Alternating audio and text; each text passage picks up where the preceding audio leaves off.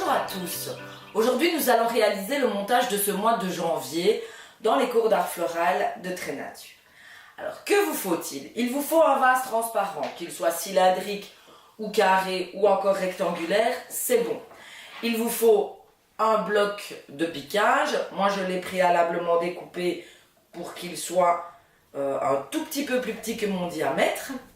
Il vous faut 4 feuilles de coco, un tuteur en bois, alors des morceaux de papier essuie-tout préalablement trempés et quelques branches de tortueux. Ici c'est du salix qui a été teinté en blanc.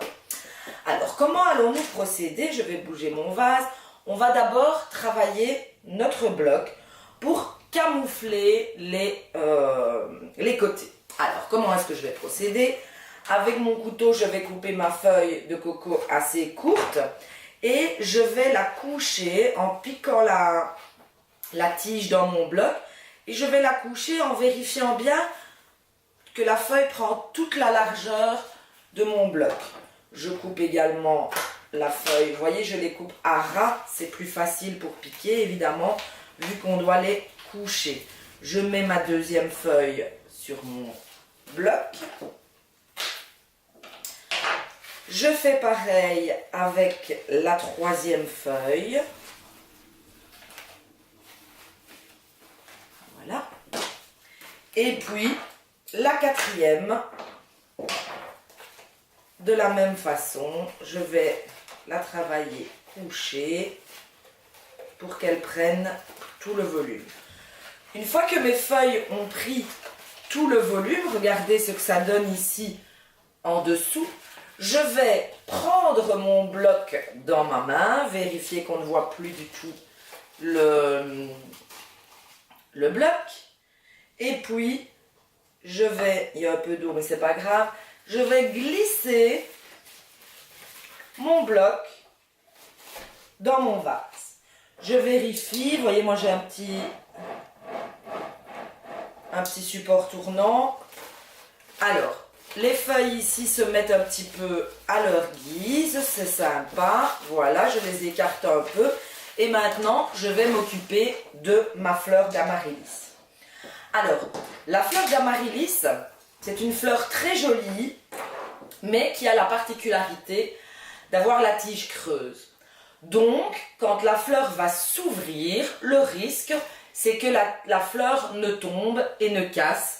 Parce que, évidemment, comme la tige est gorgée d'eau, quand on le travaille, évidemment, dans un bloc de piquage, elle n'a pas suffisamment d'eau que pour subsister. Alors, comment est-ce que je vais procéder? Je vais mesurer la hauteur de mon tuteur. Alors, vérifiez bien à ne pas enfoncer le tuteur jusqu'au-dessus, parce que là-bas, la tige se referme de la même manière qu'ici en dessous. Donc voilà, je vais mettre mon tuteur plus ou moins à ce niveau-ci. Donc je sais que je peux couper mon amaryllis à ce niveau. Regardez, le trou d'entrée évidemment est assez large. Alors notre essuie-tout va nous servir à quoi? Mais justement à donner un peu d'humidité à l'intérieur de notre fleur.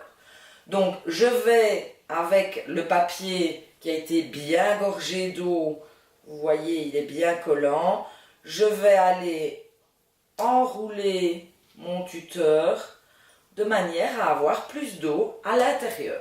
Je vais encore remettre un petit, mais il faut faire attention à l'épaisseur bien sûr, parce que la fleur d'amaryllis a un gros trou évidemment dans la tige, mais il faut quand même que ça passe.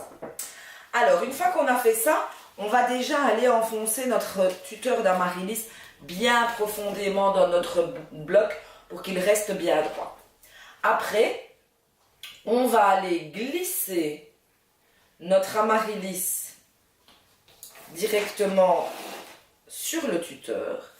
Et ici, très important, quand on veut enfoncer la fleur, on va à deux mains tenir notre fleur et puis l'enfoncer de plus ou moins 2 bons centimètres et demi. Alors, pour terminer notre composition, on va aller placer des branches de salix tout autour Vous pouvez même vous aider des branches de salix pour soutenir un peu votre amaryllis pour que ce soit joli.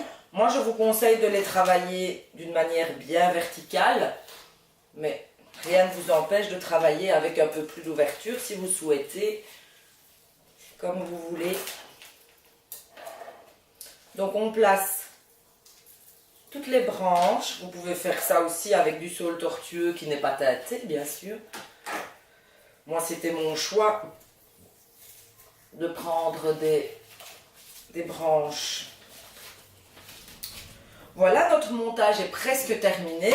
Je vais ajouter un peu de brillant sur mes feuilles parce que les feuilles de coco, ce n'est pas très brillant. Si vous n'aimez pas les feuilles en l'air comme ceci, vous pouvez aussi les chiffonner et les réattacher à la base. Alors, je vais prendre un peu de mousse. J'en avais ici sur le côté. J'utilise de la mousse réutilisable. Et je vais terminer ma composition en allant cacher le bloc. Voilà. Je vais aller cacher mon bloc avec la mousse. Vous voyez qu'ici, il n'y avait pas d'obligation que le bloc dépasse évidemment le bord. Hein, c'est très joli. Voilà. Vous pouvez éventuellement aussi rajouter le petit tronçon qui vous reste d'amaryllis dedans pour faire une petite décoration supplémentaire à attacher avec une perle ou un cavalier. Et voilà notre composition du mois.